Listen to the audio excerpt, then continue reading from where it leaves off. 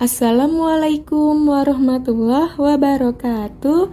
Kaifa halukum? Bagaimana kabarnya hari ini? Semoga kalian semua selalu dalam keadaan sehat walafiat. Sebelum kita mulai pelajaran pada hari ini, alangkah lebih baiknya kita berdoa terlebih dahulu. Bismillahirrahmanirrahim. Rabbi zidni ilman warzuqni fahman. Ya Allah, tambahkanlah ilmuku dan petinggikanlah kecerdasanku. Amin. Pada hari ini kita akan belajar khobar muqaddam plus mubtada muakhor. Apa itu khobar muqaddam dan mubtada muakhor? Simak penjelasannya ya. Kita sebelumnya harus tahu dulu apa itu mubtada. Mubtada itu adalah subjek. Ya, kalau dalam bahasa Indonesia itu ada yang namanya subjek, predikat, objek, dan keterangan. Nah, kalau dalam bahasa Arab, mubtada itu adalah sebagai subjeknya. Khobar sebagai predikatnya atau penjelas dari subjek. Lalu apa itu khobar muqaddam? Nah, khobar tadi kan artinya predikat. Nah, kalau khobar muqaddam adalah predikat yang diawalkan. Maksudnya gimana? Predikat itu biasanya kan terletak setelah subjek. Nah, kalau khobar muqaddam ini berarti predikatnya itu diletakkan sebelum subjek atau diawalkan. Nah, begitu maksudnya. Nanti ada contohnya untuk lebih jelasnya. Selanjutnya, apa itu mubtada muakhor? Tadi mubtada itu kan artinya subjek. Nah, kalau mubtada muakhor itu adalah subjek yang diakhirkan. Maksudnya, biasanya subjek itu adanya di awal. Nah, kalau mubtada muakhor, subjeknya diletakkan di akhir. Berarti subjeknya diakhirkan. Begitu. Sekarang kita langsung ke contohnya. Di sini ada contoh dalam bahasa Indonesianya dulu. Buku di atas meja. Buku posisinya sebagai subjek. Di atas meja posisinya sebagai predikatnya. Nah, bagaimana kalau dalam bahasa Arab? Bahasa Arabnya seperti ini. Jadinya al-kitabu alal maktabi. Buku di atas meja. Al-kitabu alal maktabi. Al-kitabu posisinya sebagai mubtada atau subjek. Alal maktabi posisinya sebagai khobar atau predikat. Lalu gimana kalau misalnya khobar muqaddam mubtada muakhor? Cara ubahnya gimana? Perhatikan. Di sini kan sudah tahu ya kalau al-kitabu posisinya sebagai mubtada dan alal maktabi posisinya sebagai khobar. Tadi Ibu sudah jelaskan khobar muqaddam itu apa? Ya, khobar muqaddam itu adalah predikat yang diawalkan. Maksudnya gimana? Maksudnya, ini khobar kan posisinya setelah mubtada. Sekarang kita ubah. Khobar posisinya kita ubah jadi di depan. Berarti yang kita tulis pertama adalah alal maktabi. Nah, alal maktabinya kita tulis dulu. Setelah itu, al-kitabunya kita tulis, tapi alif lamnya dihapus. Karena mubtada muakhor posisinya itu adanya di belakang. Dan bentuknya harus nakiroh atau tidak boleh ada alif lam. Jadi, kitabu. Alif lamnya dihapus. Nah, alal maktabi ini namanya khobar muqaddam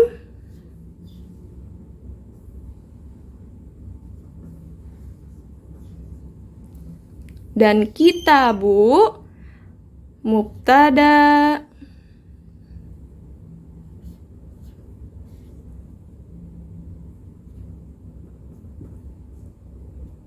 muakhor.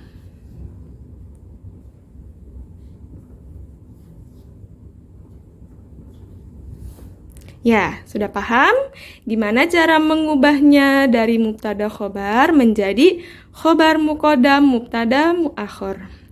Ingat ya, bagaimana menentukan mubtada dan khobar itu? Nih, kalau khobar muqaddam itu biasanya diawali dari kata jar atau zorof. Nah, ala ini kan termasuk ke dalam zorof. Atau zorof itu kata lainnya menandakan kalau posisi ala di atas. Terus ada lagi di bawah, berarti tahta. Tahta di bawah.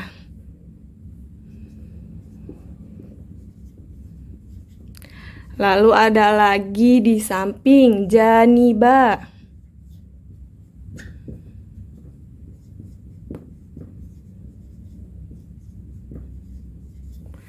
Lalu ada lagi di depan, amama.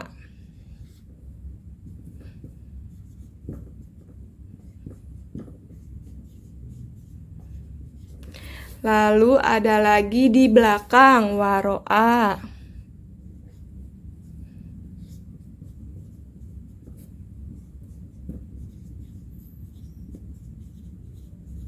Ada lagi di dalam, fi.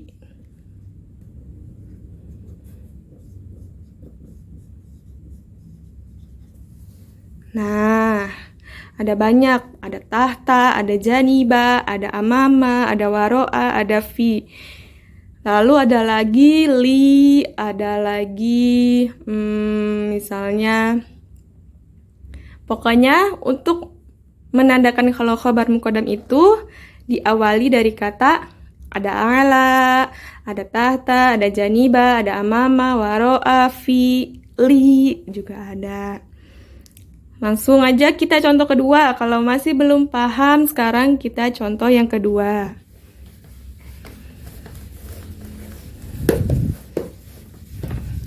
Contoh yang kedua.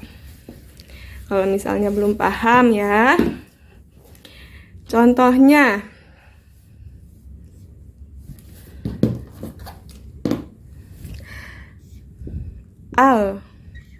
Al-mudarrisu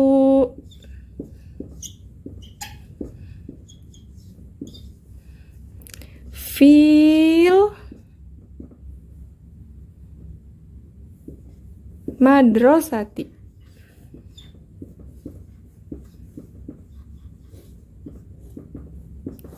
Nah, contoh yang kedua nih, al-mudarrisu fil madrasati. Artinya, al-mudarrisu guru laki-laki fi di dalam al-madrasati sekolah. Mana mubtada, mana khobar? Ya, al-mudarrisu di sini posisinya sebagai mubtada.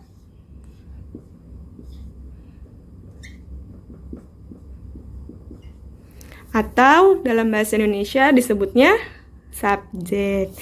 Fil madrasati di sini posisinya sebagai khobar. Atau kalau dalam bahasa Indonesia namanya predikat. Nah, sekarang kita ubah dari mubtada khobar ini menjadi khobar muqaddam, mubtada muakhir. Gimana tadi caranya? Ya, kita lihat. Ini mubtada ya, yang ini khobar. Berarti yang kita tulis khobarnya. Berarti fil madrasati kita tulis di awal.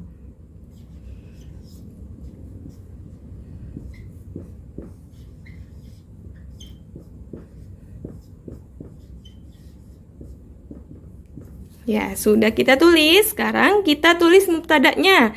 Tapi apa? Alif lamnya dihapus atau dihilangkan. Berarti mudarrisu kita tulis di sini.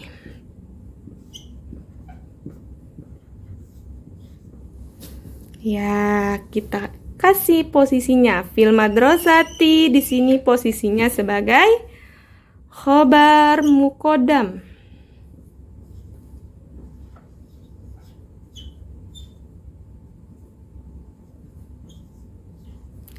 Mudarrisu posisinya sebagai mubtada muakhar.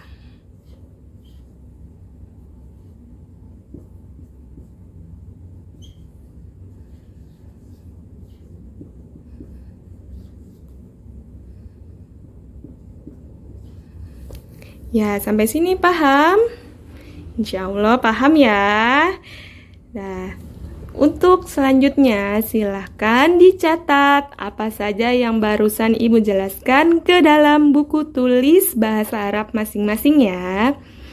Cukup sekian materi kita pada hari ini. Wassalamualaikum warahmatullahi wabarakatuh.